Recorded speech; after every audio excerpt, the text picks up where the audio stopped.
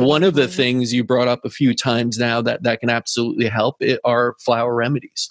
And I know a little bit about this with Bach Flower Remedies and others we've used for emotional things. But for those that don't know anything about what is a flower remedy and how does it work, what is this all about? Can you go into that? Because you have your own line as well, correct? Yeah, I do. So, yes, and I use Edward Bach's flower essences. So, a flower essence, and I like to keep it really simple, and we can dive into more of the intricacy behind it, but a flower essence is simply a really, really light infusion of the blossom of a plant, typically. There's a few outliers. But it's basically, my favorite way of describing it is it's the patterning of the plant. So it's similar to, if you're familiar with herbal remedies or even homeopathic remedies, it's very similar to those in that it's considered an energetic medicine, an energetic therapy, and that it's working on the subtle body. So if that's a new term for anyone listening, that just speaks to who you are more than just what you see, to the invisible, right? And there's many different theories on what that encompasses, but I see it as, to keep it simple again, thought patterns and emotions. So Dr. Edward Bach was the originator of the Bach Flower Remedies. And for a little history, he was a doctor backed in the 1920s and 30s over in England. And he basically founded this gentle, subtle form of therapy because everything else that he had used as a doctor, he felt was too invasive. So he started out as a typical allopathic doctor, moved into research, actually helped to create some of the first vaccines. I'm sure you know this, really helped us uncover a lot of the information we know about the gut today, which is really fantastic. I always geek out on that. He was just brilliant, man. So, and not many people know that about him, but he was, uncovering some original research there, and then moved into working at a homeopathic hospital, which was pretty common back then. A lot of hospitals were homeopathic. And once he was there, he started getting introduced to homeopathy and kind of fell in love with it. He loved the idea of combining not just the body, but adding in the mind and the emotions when looking at a person's wellness. And from there, did a lot of work there and decided that he wanted to basically extend the work. And so he decided to find something that was even gentler, because homeopathic is still a physical substance, right? You're still taking a physical substance, and you can, you're having a chemical, depending on the dilution chemical reaction of some sort. And he wanted to move into something that was even gentler, which I love because I'm a sensitive spirit. And so that speaks to me.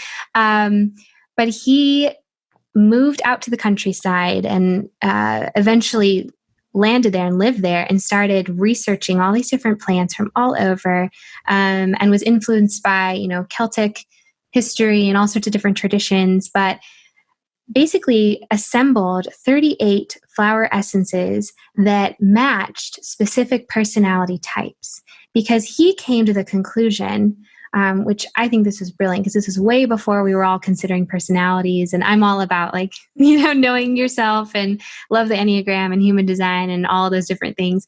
But he was way before all of that, at least in Western culture, right? Western culture is a little behind all that kind of stuff. But he started contributing or noticing that each person presented disease in a different manner. So instead of treating the disease as a doctor, he started treating the emotional state.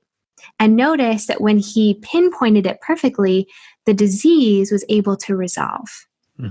So I see that as an indirect solution or resolution.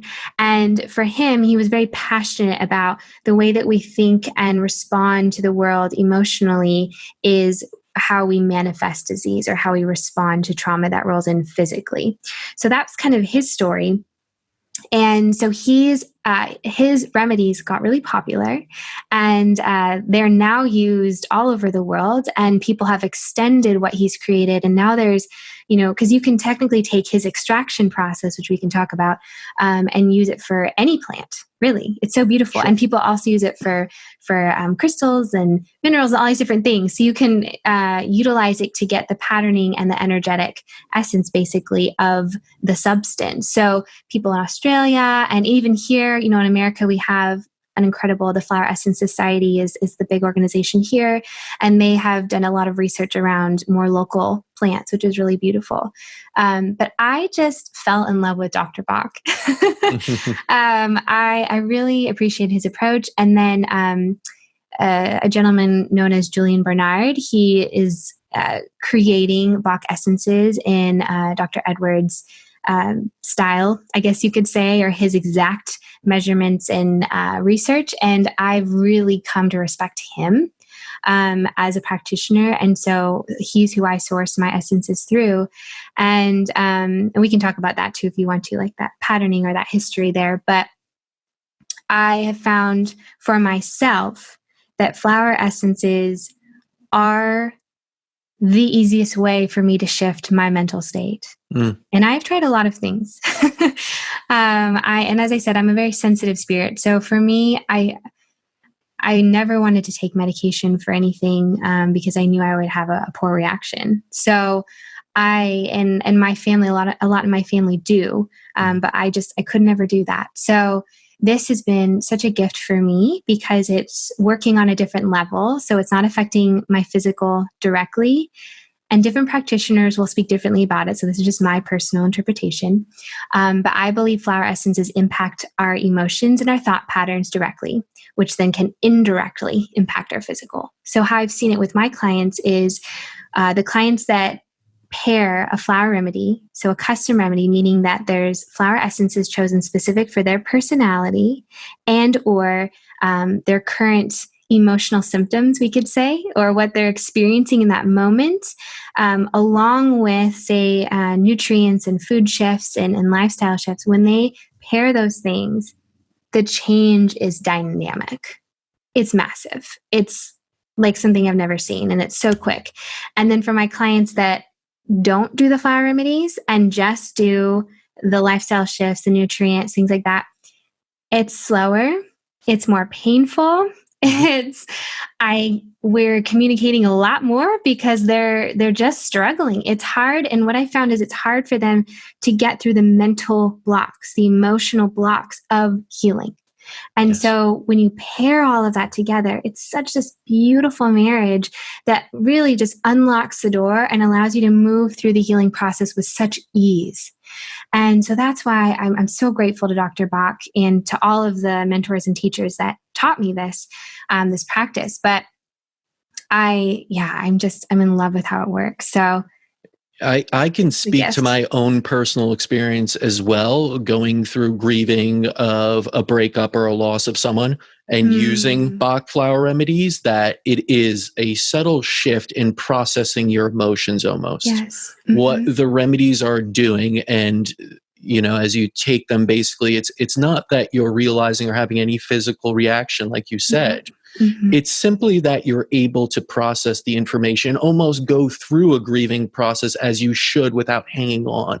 It's the information, that subtle information, telling your body on that emotional, psycho-emotional state to how to process this. It's not to say stop grieving, because I think that's a huge problem. When we take any antidepressant or something, we basically dull it down. We don't ever actually address it.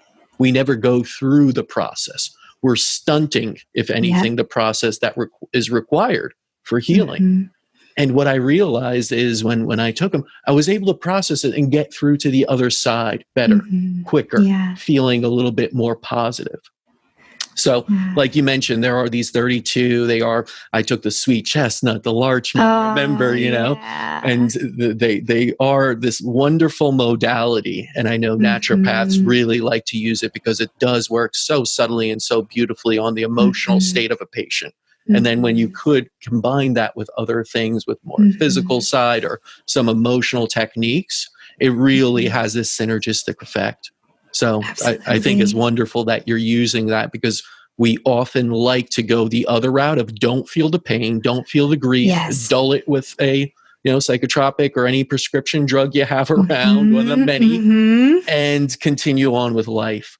But that is simply sweeping it under the rug, and your body will Yes. not heal. It'll actually start to go into a disease state if you don't address that, if you don't get through the process you are meant to get through.